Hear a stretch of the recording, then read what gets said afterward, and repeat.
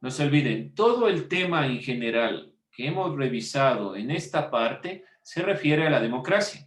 La primera parte que nosotros vimos fue los derechos.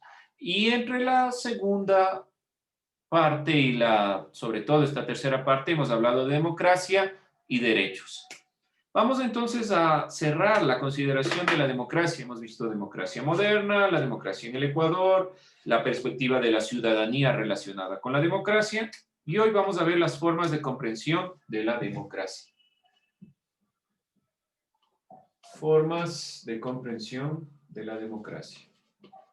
Otro tema. Ustedes tienen los temas, yo les pasé los temas, ustedes pueden identificar en qué parte estamos, qué sería lo que tal vez por cuestiones a veces de tiempo nos pueda faltar, pero en general hemos avanzado suficiente dentro de esta perspectiva. Formas de comprensión de la democracia.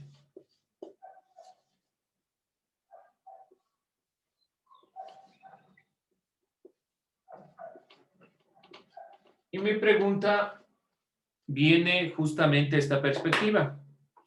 ¿Pueden existir diferentes formas de comprender la democracia? ¿Creen ustedes que hay diferentes formas de entender la democracia o todas las formas que nosotros hemos visto son iguales? Por ejemplo, la de Grecia, la de Roma, la actual, la después de la Revolución Francesa. ¿Todas las formas de democracia son iguales o hay diferentes formas? ¿Qué creen ustedes? Acuérdense de lo que hemos visto, de lo que vimos desde el inicio de los procesos históricos del alumbramiento de la democracia moderna. ¿Alguien, alguna idea, alguna opinión? Hay diferentes formas de democracia. ¿Cuáles serían? ¿Podría ponerme tal vez algún ejemplo, Sheila? Al principio de la Constitución del Ecuador, que es diferente a la que hay hoy en día, porque antes solo los hombres casados y mayores de 21 años tenían acceso a la votación. Ya, muy bien. Entonces, si nosotros solo comparamos en el Ecuador la Constitución de 1830, las constituciones siguientes del Ecuador y la última, podremos evidenciar que por democracia y por pueblo, porque si recordamos democracia, poder del pueblo, la soberanía del pueblo, entendemos diferentes cosas. Y si nosotros regresamos, por ejemplo, a Grecia. Gracias, Sheila. Solo en el Ecuador, poniendo un ejemplo solo del Ecuador, es muy palpable. Hay diferentes formas de entender la democracia. Si regresamos, por ejemplo, la mirada a Grecia y la democracia griega, podemos entender también que hay diferentes formas de comprender esta perspectiva. Por ejemplo, para Platón, la democracia es el gobierno de la multitud.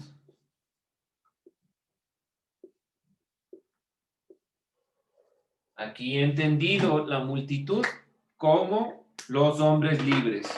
La multitud aquí son los hombres libres.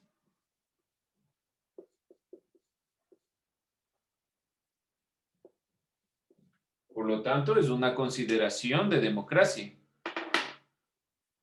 En el Ecuador también los hombres eran quienes votaban. Y aun cuando la Constitución, por ejemplo, la Constitución liberal de Eloy Alfaro planteó que el único derecho para ser ciudadano es saber leer y escribir y tener más de 21 años, las mujeres no votaban. La primera mujer que vota es Matilde Hidalgo de Procel en el Ecuador. Y aún así no querían que vote. Por lo tanto, los procesos de la consideración de la democracia han sido muy variados o han sido muy variados dentro de la historia. En cambio, para Aristóteles,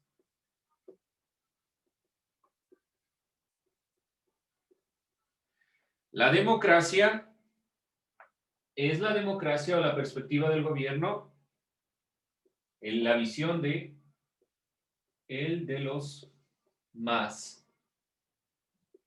quiere decir del grupo mayoritario. Para Aristóteles, la democracia es el conjunto del grupo, de la mayoría. Vamos a poner esta perspectiva como la mayoría. Se ven solo en Grecia la diferencia. Aquí habla Platón de la multitud de estos hombres libres. Y aquí habla de la mayoría, o de esto, de él, de los más, del que los que están más. Por lo tanto, la diferenciación es clara. Aquí, aun cuando Grecia nunca aceptó la perspectiva de que las mujeres puedan opinar, aún así, dentro de esta consideración, puede cambiar la perspectiva solo con la utilización del término. Eso como ejemplo, Aristóteles y Platón. Posteriormente, en Roma se introduce un concepto, el concepto de república. ¿Qué significaba república? ¿Alguien se acuerda? República.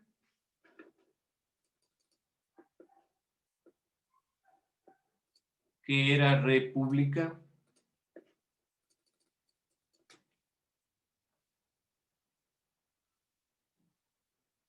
La cosa pública. La cosa pública, la cosa del pueblo, lo que es del pueblo. Es decir, todas las instituciones del Estado es del pueblo.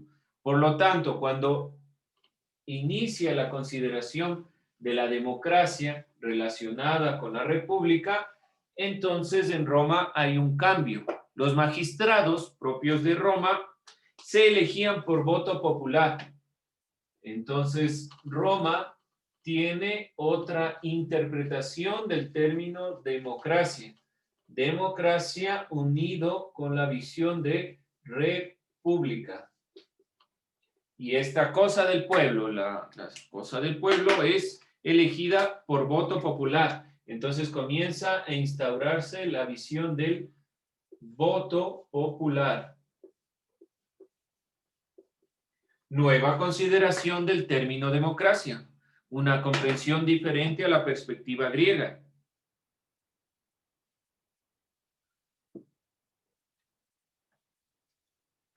Sin embargo, se mantiene, aún así, aun cuando se habla del voto popular en Roma, se mantiene la perspectiva de la exclusión.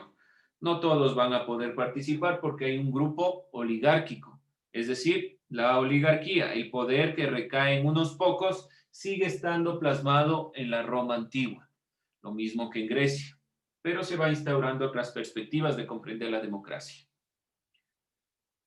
Así en Grecia y Roma, la democracia naciente estaba marcada principalmente por la exclusión social. Eso no olvidarse. La exclusión social, y así como nos presentó Sheila, también estuvo en nuestros países latinoamericanos. No se pudo incluir a todas las personas por más que los estados comenzaron a llamarse repúblicas. Vamos a visibilizar entonces el término y lo que ha sucedido en el Ecuador dentro de la perspectiva de lo que es la relación de la democracia y república. Dentro del mismo tema, no se olviden. Después de la Revolución Francesa, por lo tanto, un punto relevante, la Revolución Francesa. Después de la Revolución Francesa, en Europa y en las colonias europeas que adquirieron su libertad de independencia, se rescata de Roma la figura de república. Por lo tanto, Europa y algunos, sobre todo los países que se independizaron de las colonias en América, comienza a existir repúblicas o se retoma la perspectiva de la República Romana. Se retoma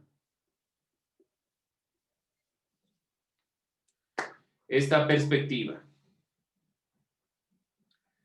Pero ¿qué pasa? Ya nos dijo la compañera, por ejemplo, en América Latina, el problema principal es que se mantienen los modelos como donde los criollos seguirán gobernando.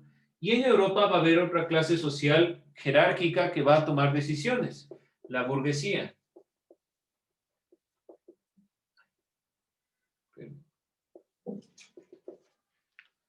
La burguesía, como consideración principal, y los criollos van a tomar decisiones, no pueden determinar la perspectiva o la visión principal de la consideración de que todos puedan opinar. Burguesía. Esta burguesía no permite que el pueblo determine las decisiones realmente. En Ecuador ya se ve evidente, 1830 no puede todo el pueblo decidir, solo aquellos que eran mayor de 21 años, tenían propiedades, los hombres. La burguesía determina que solo un grupo social vaya a tener esta consideración. Siguió existiendo, por lo tanto, exclusión social. Por esto está marcado los inicios de la República, que se retoma esta República, retoma de Roma la República, pero bajo estos parámetros. Y como vemos este modelo en 1830 se instaura el Ecuador y su planteamiento solo puede ser para pocos y la ciudadanía no alcanza a instaurar una perspectiva propia de la República. Dentro de esta consideración vamos a definir ampliamente qué es democracia y qué es república para tener una perspectiva mucho más concreta a lo que se refiere. No se olviden de esta exclusión propia de nuestros pueblos y del proceso. Dentro de esta consideración, democracia, vamos nosotros a entender por democracia a un modelo de organización política. Modelo de organización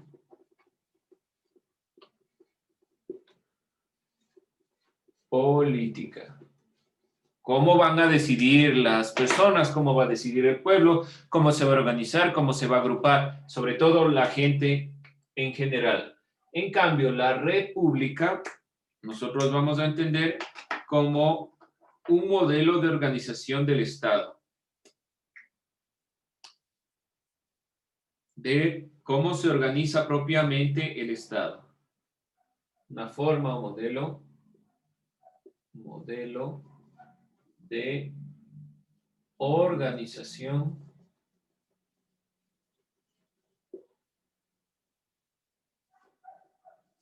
del Estado. ¿Qué plantea toda república? Un país republicano tiene 3 poderes del Estado. Esos 3 poderes del Estado determinan que no hay solo una persona que va a tomar todas las decisiones, sino que existen diferentes grupos que toman diferentes tipos de decisiones, diferentes consideraciones, jerarquías y demás elementos. No olvidarse esta diferenciación y dentro del proceso propio de una república, la república toma como modelo de organización la democracia, porque república es la cosa del pueblo y ¿quién tiene que guiar y quién tiene el poder? El propio pueblo. Por lo tanto, el pueblo va a determinar las decisiones que se tomen en estos ámbitos. La formación de las repúblicas le otorga a la democracia un significado más actual. En la actualidad podemos nosotros comprender, desde lo que se ha dicho en la Revolución Francesa, que la república como modelo de Estado obtiene legitimidad desde la decisión de un pueblo soberano. Y aquí les voy a plantear una pregunta para que la realicen en este momento. Entonces, no se olviden, copiarán por favor. Dentro de esta perspectiva, el filósofo francés Rousseau, que es uno de los principales pensadores dentro de la Revolución Francesa, es un filósofo ilustrado de la Ilustración, plantea la perspectiva de que la república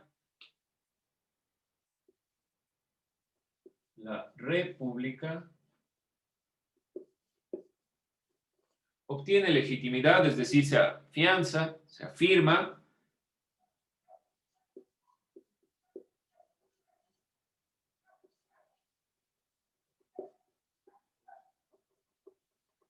principalmente desde la decisión del pueblo soberano. Desde la decisión del pueblo soberano. Ahora mi pregunta es, ¿qué significa pueblo soberano? Lo van a responder en su cuaderno, por favor. Pueblo soberano. Y lo vamos nosotros aquí en clase puntualizando. Pueden buscarlo en internet, pueden acordarse. Nosotros ya hablamos del término pueblo soberano, pero lo vamos a ir complementando.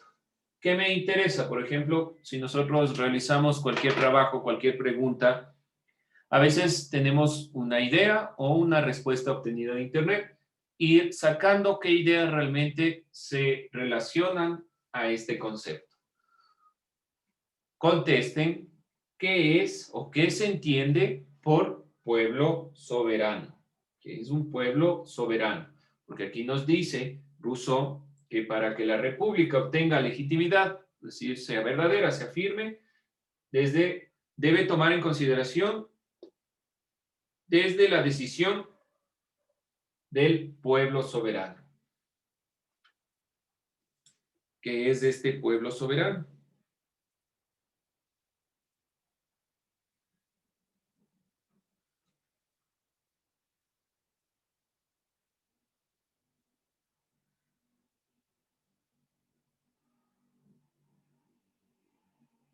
Vamos tratando de ir sacando conclusiones de estos elementos.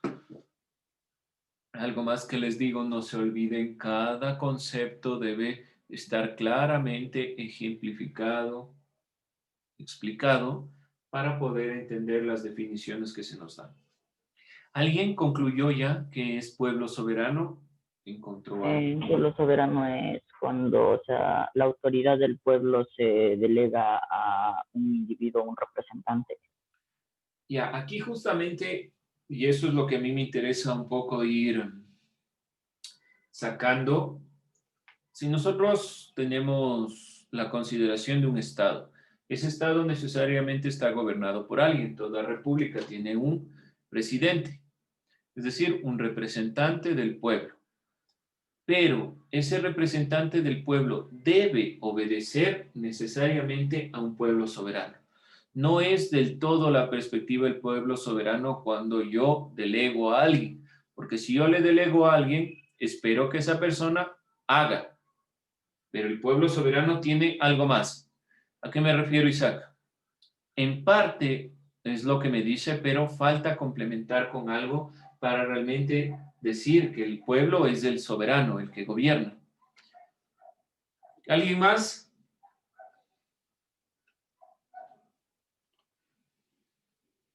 Pueblo soberano.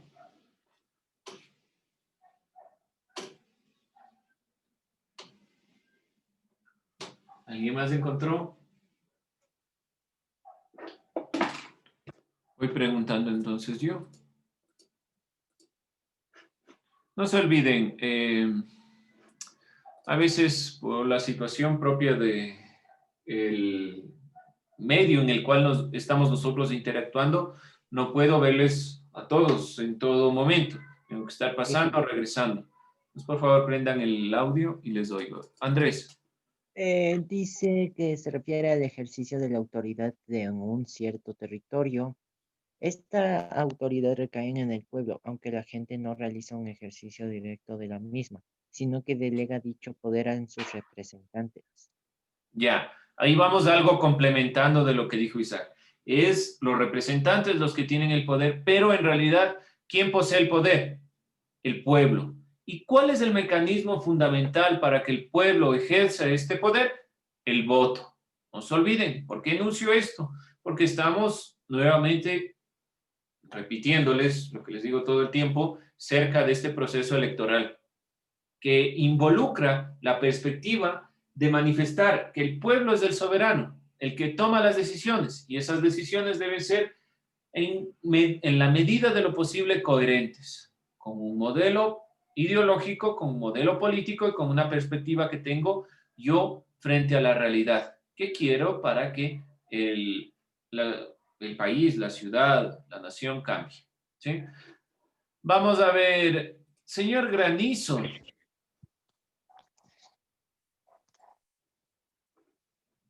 ¿Está ahí? Ay, Huguito, responde. A ver, ¿qué es el pueblo soberano? Pueblo soberano. Sí, el gobierno soberano del pueblo. Lo que estamos planteando aquí es propiamente la pregunta que les pedí.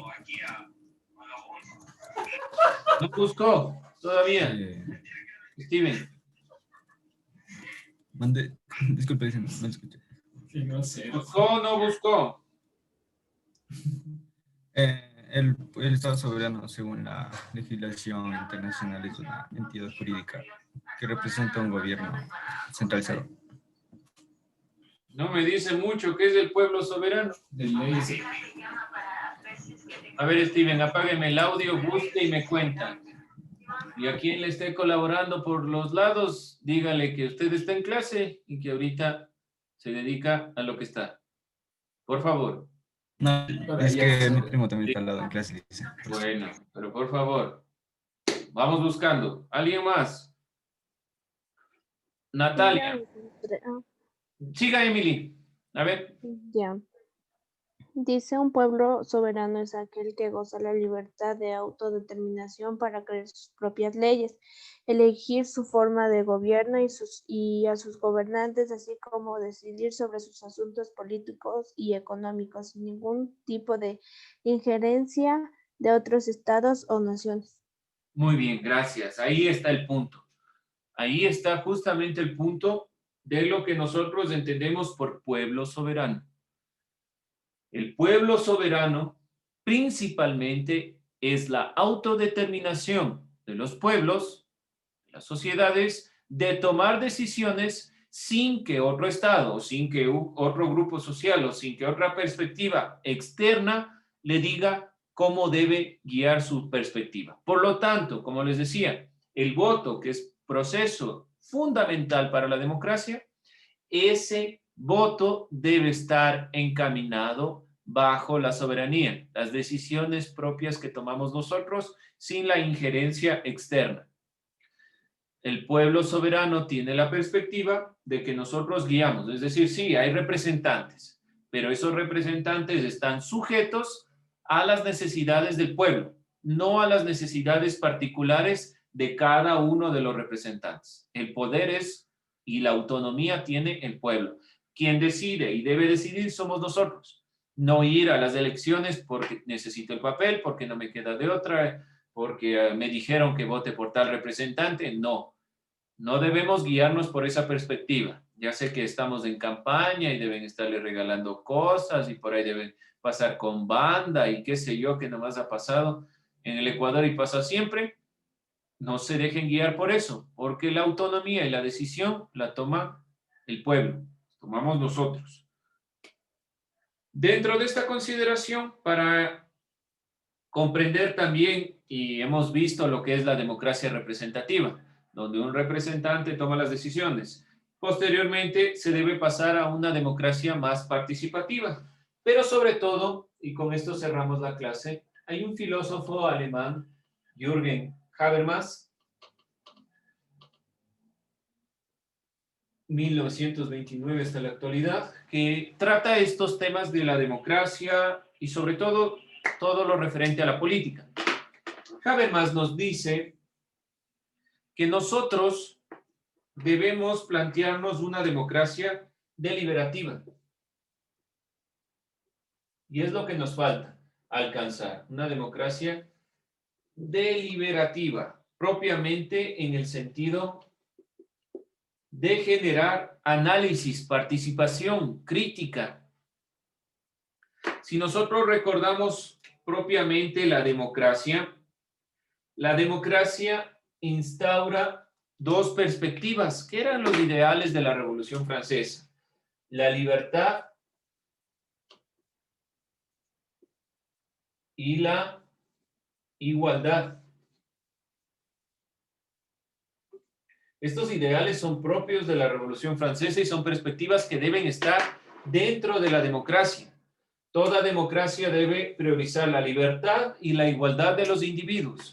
Por lo tanto, una democracia deliberativa debe rescatar los derechos ciudadanos, debe rescatar el derecho, sobre todo, a la deliberación, a la participación, por decirlo de alguna forma, pero esta participación no es una participación sin más, no es que yo simplemente participo porque me toca, voto porque no me queda otra opción, sino que participo conscientemente y críticamente.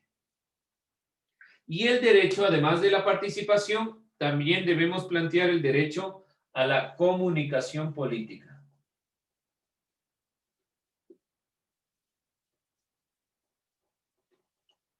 Como perspectiva fundamental de lo que es este elemento de la deliberación. Lo que Habermas dice, hay que superar estas democracias representativas donde los representantes toman todas las decisiones. Y la Constitución de 2008 introduce la perspectiva del pueblo soberano e introduce la participación, la deliberación. No hemos alcanzado todavía esta perspectiva de este tipo de democracia, pero estamos en el camino de una democracia participativa y tratamos por medio de estas clases, por medio de estos elementos que se nos presentan en la clase o en la sociedad en general, de opinar. Por lo tanto, debe garantizarse esta participación para alcanzar libertad e igualdad de derechos, de igualdad de opinión y de oportunidades. No se olviden, comenten, opinen y critiquen. Con eso vamos a terminar esta clase.